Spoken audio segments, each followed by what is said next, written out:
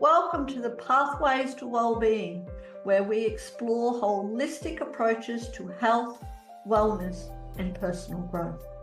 In today's episode, we are diving into the world of holistic fertility with our special guest, Ashley Holmes, a holistic fertility coach.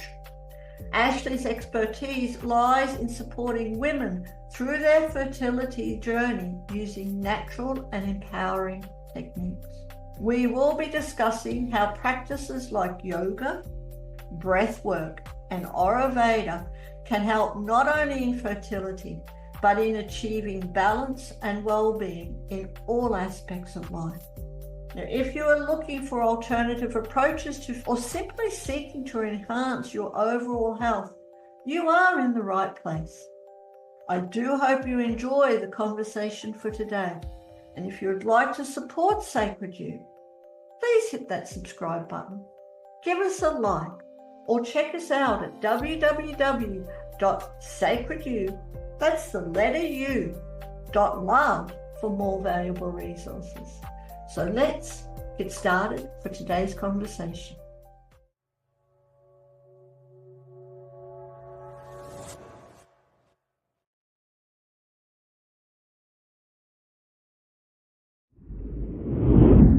Hello everyone and welcome to the Pathways to Wellbeing. My name is Helen Prince and I'm here on behalf of Sacred You. And today I have the pleasure of speaking to Ashley Holmes. Hi Ashley, how are you? I'm great, thank you. How are you? Yeah, really, thank you. Now Ashley is a holistic fertility coach and she works with women who are wanting to have a baby, and does lots of different things in how she helps them. And we'll get into that in a little bit. But how did you become a holistic fertility coach, Ashley?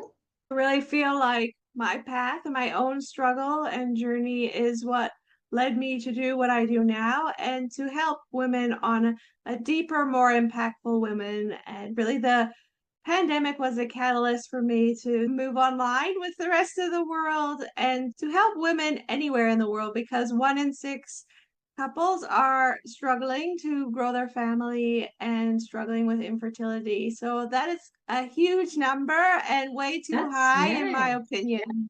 That's a lot. I didn't realize it was 1 in 6. That is a lot. And it's a staggering number. Yeah. So were you struggling with infertility yourself? And that's how you got into this? Yes, I did struggle over a decade ago, and I went the traditional route and used a fertility clinic, and I was abundantly blessed with twins, but it was not a road I wanted to go down again. And I also walked away from that experience with unexplained infertility and not thinking that I could conceive again on my own. And that simply wasn't the truth. And by landing on my yoga mat and embodying ancient wisdom and practices and healing modalities, I was able to heal mind, body, and spirit and conceive naturally and easily, and had a totally different experience that I didn't think was possible for me at all. Wow, that's amazing. It's incredible, isn't it, what our bodies are capable of doing, and being able to remove the blockages, for put it in some really simplistic terms, to then allow it to just do what it's naturally there to do. So how did you go?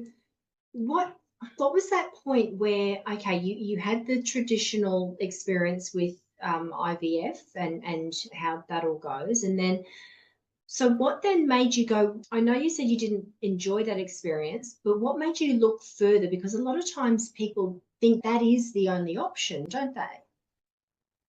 It really is what is put out there, and often our conditioning is, if something is quote unquote wrong, then you go to the doctor to help you, to fix you, and if they can't help you, then there is nothing else.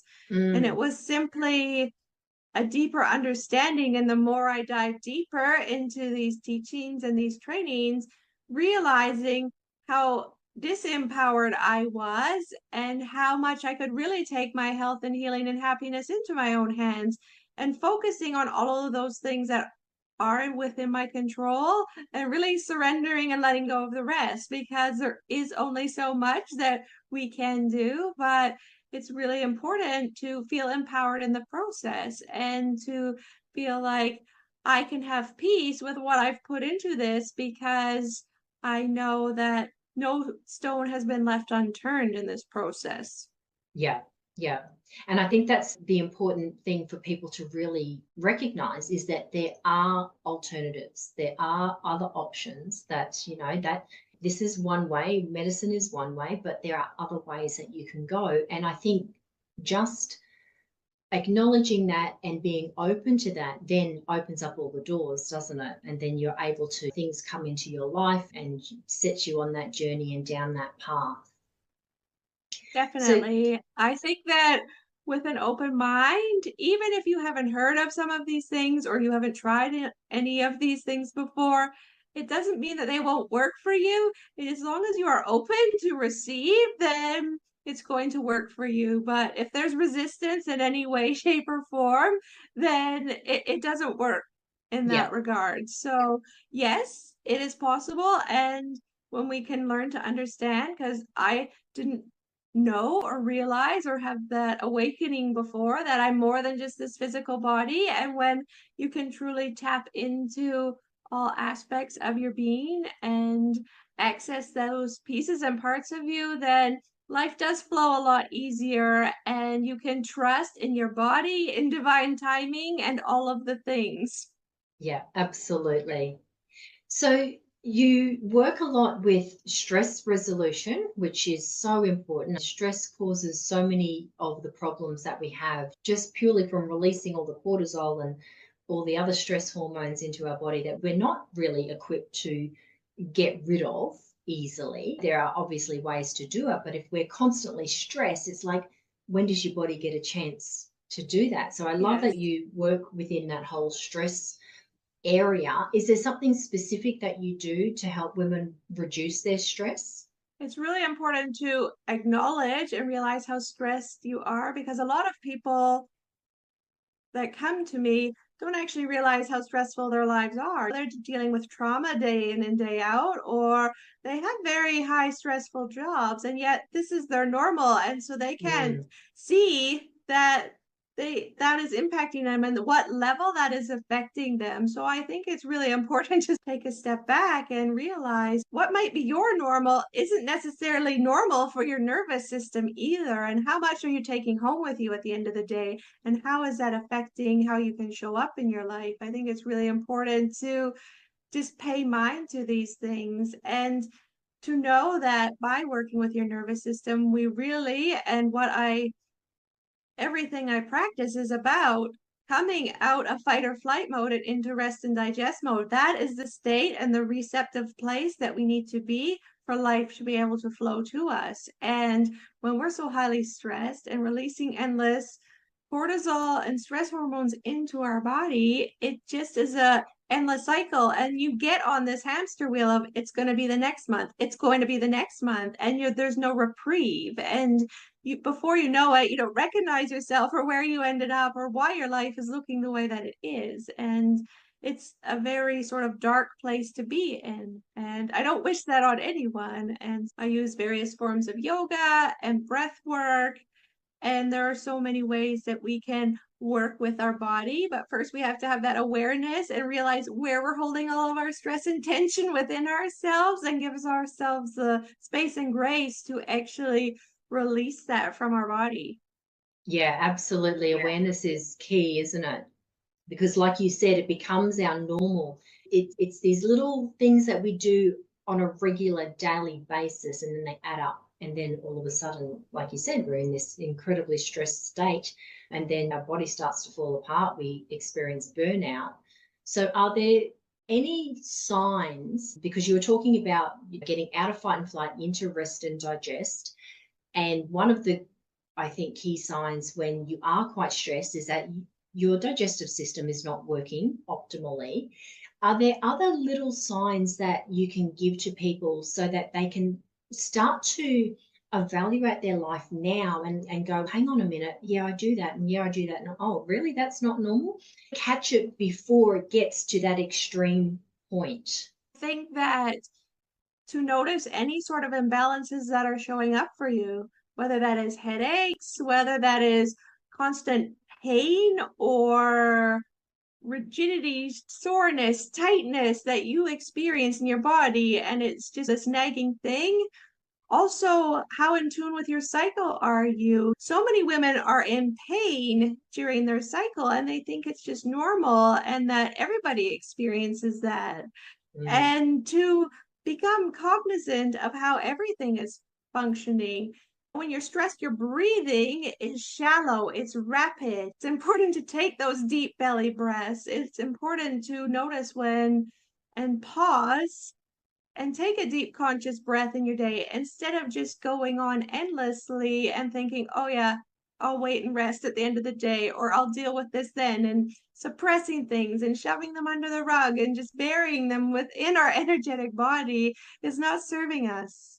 Yeah, and we never ever get to it, do we? We have good intentions. I'll deal with that Yes. later, or I'll do that tomorrow, or I'll rest tonight, but then it affects your sleep and the cycle continues. So, how does stress directly impact fertility?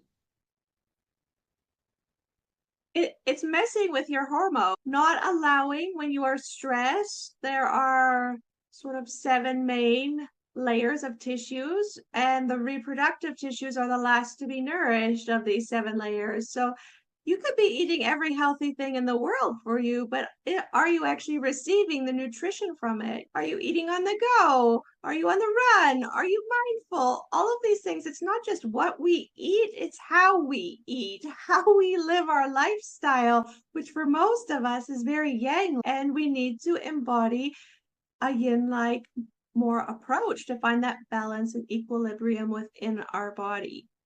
So when you say yang, that's the more masculine energy, isn't it? It's the go-go, it's the Yes. hustle, action. Whereas the Yes. yin is the more feminine, where it is slowing Yes. down. Yeah. And it's so hard for so many quote unquote A-type people to realize how much more that they need to embody that, how much more and how much imbalance they are creating within themselves by this constant. And it goes for your fertility journey too. I just need to do this and then it's going to happen. I just need to tick this box and then everything is going to align for me. And you're so focused externally that you're never mindful and present and in the now moment, which is the only place that we can create from. And there's a lot of stress and anxiety that is going alongside of that. Yeah. So when you have a woman come to you who is having trouble conceiving, what's the first thing that you do with her?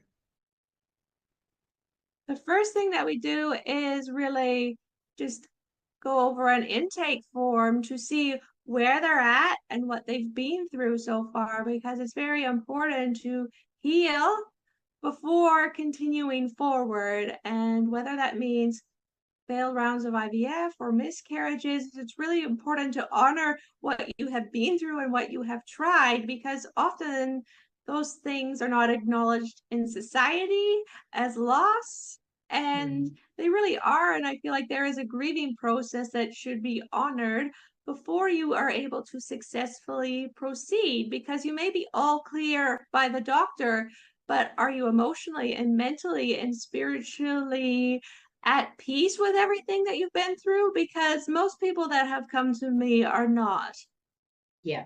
Yeah, and it is quite a stressful, the whole conceiving part is stressful in itself, especially if you're having trouble with it. It just adds so much more pressure.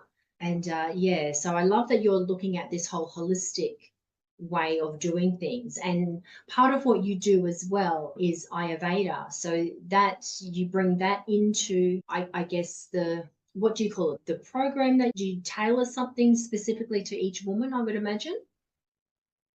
Yes, because Ayurveda is really the science of healing the mind and the body together and finding that harmony within. So it's very important because there's so much misinformation out there that this is ancient science. This is the sister science to yoga, and they work very nicely together in that you have an inborn constitution. And when you understand your inborn constitution that you arrived here on this earth with, then you will do exercises that align with that, breath work that aligns with that. You will nourish yourself in the way that is uniquely for you, that works for you and your system best. And this is not just going to help you on your fertility journey. This serves you for the rest of your life. And so by understanding this and working in harmony with the rhythms of your body and the seasons and all of these things, you actually create a very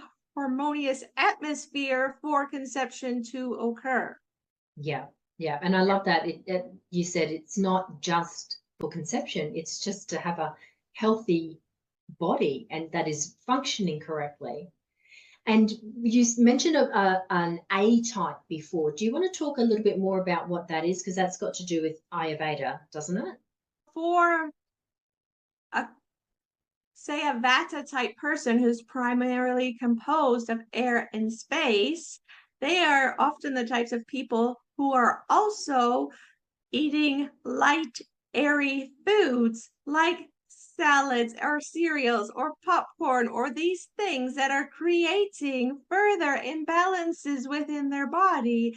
And yet some of these things may be deemed healthy and they think that they're doing nutritionally the best thing possible from them. But it really, a Vata person eating cold raw food is just creating, they don't have the digestive fire to digest that and get everything they need out of it, and it creates further imbalance within their body. So when you understand that these are the elements that I'm primarily composed of, and this is how my body best digests food, then you will choose those foods more often. It doesn't mean that it's all or nothing, but with that awareness, you begin to look at food in a different way and know the effect that it's going to have on you, whether that is constipation or for myself, I'm Pitta, so that's fire and water. And so I don't eat a lot of spicy food because my cheeks turn rosy red and it's not good for me. And I know that. So I consciously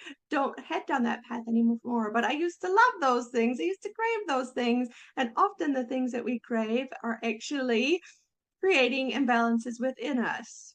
That doesn't seem fair. Why is that? Why is it that we're craving things that are essentially not good for us?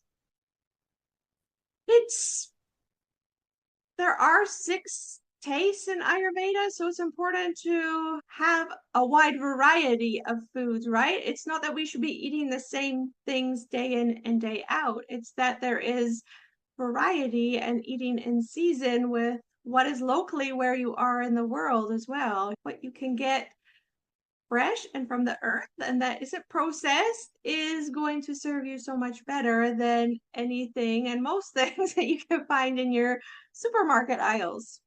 Yeah, and I think too, so much of the food that we do eat these days is full of sugar, and then we get addicted to that sugar, and that doesn't help with the cravings as well, because it's not actually the food, it's the sugar or the salt that we're craving. But once you start to change the way you look at food and change what you're eating and get your body working optimally, those cravings are less as well, aren't they?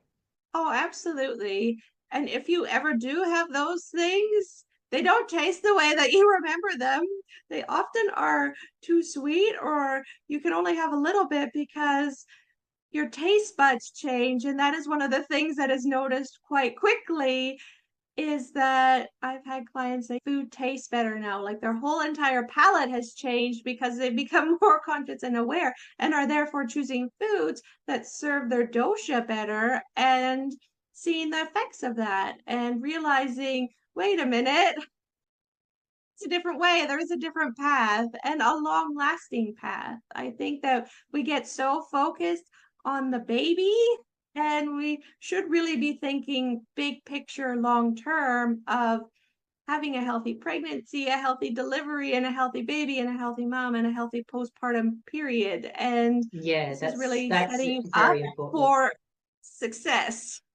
Yeah, absolutely. Because once you delivered the baby, then if you choose to breastfeed, you want to be making sure that you've got as much nourishment within your milk as you can for your child. You want to be teaching your child healthy eating habits and all of that sort of thing. So it is an ongoing thing. And as we get older, I think we start to really appreciate our health more. When we start to lose it, we don't have to get to that point where we've lost it to take actions. I think the more we can do in the preventative side, the better off we're going to be as well. Definitely. I think that is our most valuable asset is our health, and it really should be our number one priority in our lives. And that should really be a focus day in and day out. And I'm really one to say that do something for your mind, body, and spirit daily. It will have a positive ripple effect in ways you can't even imagine. But I think that so often we're just unconsciously moving through life or waiting till the weekend or waiting till the holiday. And it's, but what state are you in then? Whereas if you are constantly replenishing on a daily basis, I rarely ever get sick. I have 3 kids and a husband, and things run through my house, and yet I'm just soldier on. I don't get taken down along with everybody else because I choose to consciously look after myself and to take the time because it gives me time to do all the things that I need to do and to show up in the way that I want to show up in. And that has really been, one of the biggest teachings and gifts of this is far more valuable than any formal training and education I have taken previously. Is this is what transformed my life and what has brought life to me, and it's really important to honor that. Yeah, absolutely. And everything is a choice, isn't it? Even to think we have no choice, you're choosing to give up and just accept what is. So when you do choose you and you choose your health and you choose your happiness, like you said, everything just ripples out from there, and it's amazing what can happen. So what would you say to women who are struggling to conceive? What advice would you give to them? Would advise to seek support, to do something for your mind, body, and spirit daily, and to tune in and listen to the signs, signals, and messages that your body is giving you on a daily basis, because so often we aren't in tune and in touch and paying attention to whether we've had a bowel movement today or what color our urine is. And all of these things are telling us loads of information on a daily basis about our internal health and well-being. And when you become aware of your energetic body, you can notice when a chakra is out of balance and whether it's feeling deficient or excessive, and you can course correct before this symptom turns into dis-ease, which is really an imbalance and disharmony within the body. Yeah, that's right. And now I know there are no guarantees with anything in life. We don't know what's going to happen. How successful is what you do with the people that you've worked with? What sort of success rates do you have with people having babies? It's very successful, and I pride myself knowing that they always are in a better state after working with me than when they first came to me. And what it looks like is different for everyone, depending what age and stage of life they are in. But it just makes my heart happy and gives me joy to witness the change and transformation within them, because it is so just that's my purpose and my mission, and what I feel I was put on this earth to do is to help people and to ease their suffering really in this process, because I've been there and I've been in those shoes, and it's not a fun place to be. And no one, that roller coaster ride, everybody just wants to hop off and they just want the baby, the bundle of joy in their arms at the end. But everyone who is on this journey It's worth it. It's worth it when you get there. And I think there really is just having that surrender and that trust of you're exactly where you're meant to be, and everything is happening in divine timing. And we have to really let go of the when and the where and the how and all of these things and our timeline that we have put on and placed upon ourselves and our partner. Yeah, and I think that's the hardest part, isn't it? Getting out of your head. And that's where people like you are so valuable to have in your corner, because we do have people that support us in our lives. However, they can often inadvertently add more pressure, especially when we're trying to conceive. They want to ask, but they don't want to ask, and you know that they're thinking it. But to have somebody who is so experienced in this and knows what they're going through and knows what is happening in their mind chatter as well, and not only that, has a way to help them through it, I think is absolutely invaluable. I think it's so important to also know that you are the only one with the keys to your subconscious mind. Therefore, you hold the keys to everything. And I can help guide you, but you are the one who accesses that. And you are the one that can make those shifts and changes from unconscious to conscious, and you can bring those into the light of awareness. And so anything truly is possible when you are open to receive and to really transmute all of the things that haven't been going your way so far. Yeah, absolutely. And I think that's so empowering to know. It's not up to anyone else, it's up to you. And that means that you get to do it if you want to. And having that open mind and surrendering to just allowing things to play out, I think is such incredible advice. If we can do that It in is. all areas. I know it sounds, when you're there and you're in the trenches of it, it sounds easier said than done. And I understand that. But there are ways, there are tools, there are resources that you can lean into, and you would have me there as support that you don't have to do this alone. And it is completely eye-opening, and what is seen can't be unseen. And therefore, you do transform your life and the trajectory of your life. And it just creates a positive ripple effect outward, where I've had a client be coaching her husband in a way of like him coming home from work stressed and her saying, do this, try this. And it's, yes, this is what we're meant to do, to help each other out and to uplift each other and to reduce this stress that we all experience stress, but having tools to navigate it with some ease and grace. And it just makes life flow that much easier, and you can reconnect to that inner state of joy that is within you, because you certainly don't want that to be diminished throughout this whole process, and you don't want your relationship to fall apart in this process either. You want to have support, and when someone's in it with you, I did it myself to my husband. I wanted him to be my be all and end all of everything. And it's really unrealistic to have that expectation of someone who's in it with you. So it is important to not do this alone. Yeah, absolutely. Because as much as you want your partner there with you, they may not have the tools or the skills to know what to do in those moments. And like you said, it's such a beautiful experience to have a child with somebody that you love is such a beautiful experience. You don't want to add anything that's going to jeopardize that relationship as well. The support of an expert like yourself in that is something that I know that you work primarily with the women, but the men can also. You can give little bits of advice to them to help them through it as well, because they're going to be going through it in their own way. And the more that we can help each other to get through everything and be in that happy state, our natural state is to be happy and to enjoy life.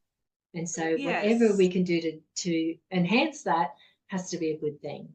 Definitely.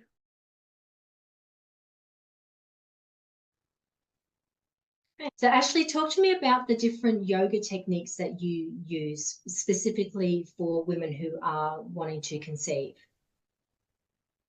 What I typically offer for my clients is yin yoga, because it's very similar to going to acupuncture for fertility, because it's opening your meridian lines in the same way. and allowing that energy to flow. So you're applying acupuncture to these meridian lines versus having needles inserted along them. And so, but the blessing is that you can do this from the comfort of your own home and in your own time and safe, sacred space. And so that is why yin yoga is very valuable for women trying to conceive, because it also works with your organs and where you house your emotions within your organs and releasing the issues in your tissues and really just finding the ability to breathe sometimes in uncomfortable positions, uncomfortable poses. But when we can do that on our mat, then we can take that off our mat into the rest of our lives. And restorative yoga I offer as well, typically to my clients, because it is very healing, and that reset, especially if anyone has PTSD or has experienced trauma in their life, it's really helpful to just reset and find that calm, healing, safe space that allows you to just be and not do, because we do enough doing on this fertility journey. It really is bringing that opposite energy and that dynamic and giving yourself that place of deep rest to restore, to rejuvenate, to replenish, so that you can do another cycle and set yourself up for success in a way that serves you. Because these high energy hot yoga classes, I could have kept doing hot yoga forever, and I loved hot yoga, but I would not have conceived if I had not dived deeper and gone beyond the surface level sort of asana poses. There's so much more that we can tap into, and that is available to us. Yeah, I love yoga. I go to yoga often. I try and get there 4 or 5 times a week. There's so much going on in those yoga poses, especially in the yin and the restorative ones, where you're just pretty much lying there, and it's easy to think, oh yeah, I'm not doing anything, just lying here. But so much is happening that you don't even realize. And there's so many good benefits for doing something easily. A lot of times we think with exercise, you've got to go hard and be sweaty and out of breath and hurting and burning. And I don't like exercise like that. And this is what I love about yoga. It is so beneficial in so many ways. And even just that being present and mindful and focused on what you are actually doing, and the breathing and just slowing everything down. This is what you were talking about before, where we're too much in yang and we need to get that yin in. This is the getting that slowing down, and it's reducing those cortisol levels. It's getting your body back into the rest and digest so it can repair itself. And this is so important for women. I think we've bought into that whole conditioning of you've got to be busy and you've got to be doing, and you can't just sit around and do nothing because that's lazy, and all of this rubbish that we're up in. But when we can come back to how we're actually meant to be and just be from time to time, it's okay to be, it's good to be, then that's going to help you in all areas of your life as well. Definitely. And I think it's important to note that we shouldn't be, through the phases of our cycle, we shouldn't be going at the same pace and rate. We are not designed to be going and doing classes 30 days of the month. That is not serving us. Our bodies are not designed and optimally functioning for that. And so often we're doing things because we think we have to and we think they're good for us. And yet we're not creating any balance because it's only one sort of exertion, and it's often a very yang type exertion. Yes, I'm all for physical activity and moving your body, but there's many ways to do that, and there's many ways that you can bring more balance into your life so it's not causing so much stress on your body as well, because that's the blessing of yin, is that you're stressing the body, but then you are resting the body and you are doing a counter pose and you're allowing that energy to flow. So it's, you stress your body for a certain amount of time in a meaningful, intentional way, and then you come out of it. And so often when we just do yang things, we just keep doing yang things. And there's no resting, there's no stretching, there's no anything else. It's just like checking it off the list. Yeah. And I love too that you do talk about women and being in tune with their cycle, because we are cyclic. That's it. We know that we go in these cycles of we've got energy, then we need to rest. And it's like the moon, the tides, it's all of those things. And we are no exception. We are so in tune with how nature cycles as well, but we so often fight against it. And just listening to your body. And if you are tired, then go and have a lie down. Your body will thank you later. And I think, and if you're going to have a lie down, the best lie down that you can have is doing yoga nidra meditation, because it's like yogic sleep, and it is the perfect reset. Anybody can do it, and your subconscious will take from it what it needs during the practice and apply it to you. And 20 minutes is equivalent to 4 hours of sleep. So honestly, it is the best meditation out there for anyone who says, I cannot meditate, I've tried, I can't stick with it, my mind is racing. You can do this. If you're breathing, you can do this meditation, I promise. That's fantastic. 20 minutes is equivalent to 4 hours sleep. Everyone has got 20 minutes in their day where they can listen to, and there's lots of yoga nidras that you can just get off YouTube. It's so easy to access, and if it's 20 minutes, everyone can do 20 minutes. And that's going to be so beneficial. Yeah. Absolutely. And I offer it once a week on the health and wellness platform Vibely as well, because I truly believe that people certainly need meditation in their life, and this is the best starting point for a lot of people, because it is guided and you simply just have to let the words wash over you, and that is all. That's right. Just listen to the words. That's it. That's it. Nice and simple. Do you have any other little tips that you'd like to share? I really love chakra balancing and working with the chakras, because you can, and the best way also to start your day is with a chakra balancing meditation, right? If you start your day with that, you can feel balanced and aligned and really set your day intentionally in that frame of mind for the rest of the day, and carry that into the rest of the day, and have that intention and that tone set from the get-go, because I used to be pulled out of bed by mom, and it serves me much better to wake up intentionally, take that time for myself, and start my day in that way. And then I can show up as a better mom and a better coach and a better wife and a better daughter, friend, you name it.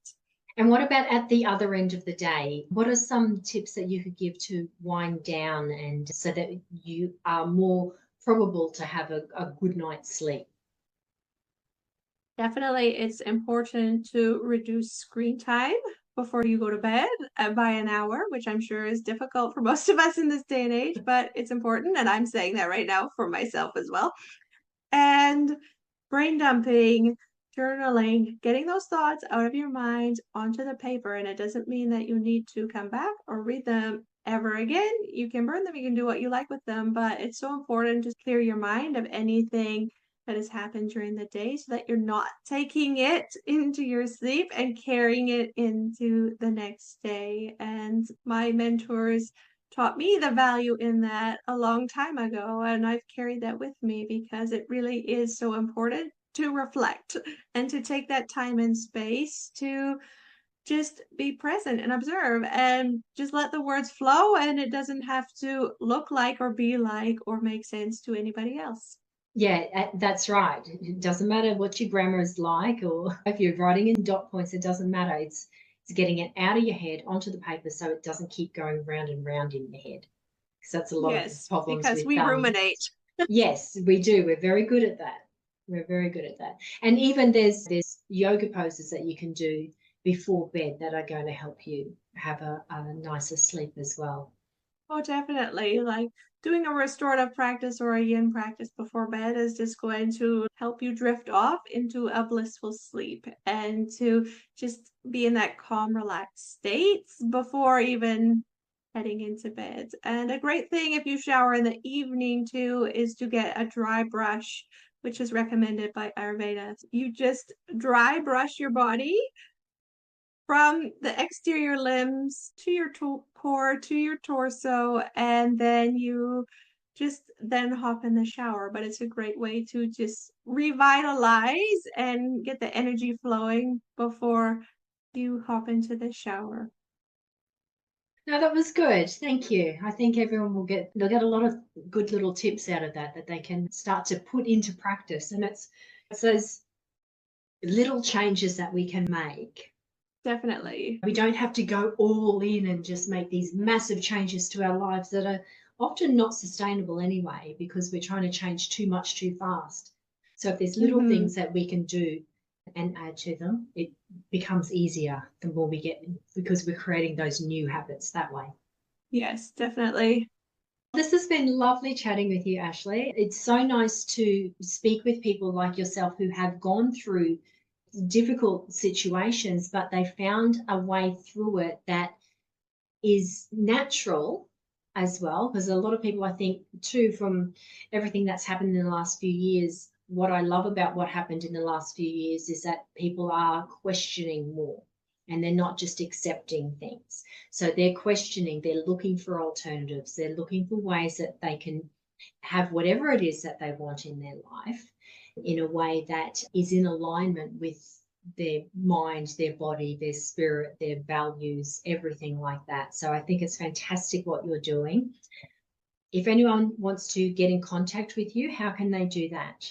I would love to invite you to my Holistic Fertility Coach Facebook group. It is a safe, sacred space for you to land, to be in, to feel welcome, to find your tribe, and to really just have that support. And I would love to welcome you with open arms, or please send anyone my way that you know is struggling, because if it's not you, I promise it's someone in your circle, unfortunately. And I really one in think that six. there cannot really truly be enough support for all the people that are struggling with this. And whether that's the medical route or not, this is going to assist you either way. And what you do now affects your egg quality 3 to 4 months from now. So keeping that in mind, bearing that in mind, that taking conscious time and effort before you go into IVF or before you even go into the fertility clinic to be in the best state and frame of mind possible and body and spirit is going to serve you so much better. Absolutely. Absolutely. And I think it's great advice just in general for women who are looking to, you don't have to have problems conceiving. If you are wanting to be a mum, then start taking care of yourself now and you'll have a healthier pregnancy and a healthier baby. And like you said, it'll ripple through everywhere. Absolutely. You literally can learn how to breathe this baby into being. Because I've had an emergency C-section and then a natural birth, and having pranayama and breathwork training is really beneficial to help you breathe when you don't think you can and when you want to scream, and know that you can resource yourself with that inner state of calm no matter what is happening. And I think that there will always be obstacles for all of us, but to really truly have resources at your disposal that you can tap into is going to serve you in the long run and serve your family as well. Absolutely. Thank you so much, Ashley. Really loved having a chat with you today. Thank you. It's been a pleasure. We do hope that today's conversation with Ashley has given you valuable insights into the holistic approaches available for fertility and overall well-being. To find out even more, please click on the links below to connect with Ashley directly. Feel free to share this episode with anyone who might benefit from this holistic approach. And be sure to hit the like button, subscribe to our channels so you don't miss future shows like this, or to continue this conversation and find a supportive community, visit us at www.sacredu, that's the letter U, .love for all our resources. Thank you for listening to Pathways to Wellbeing. Stay connected, stay empowered, and we will see you next time.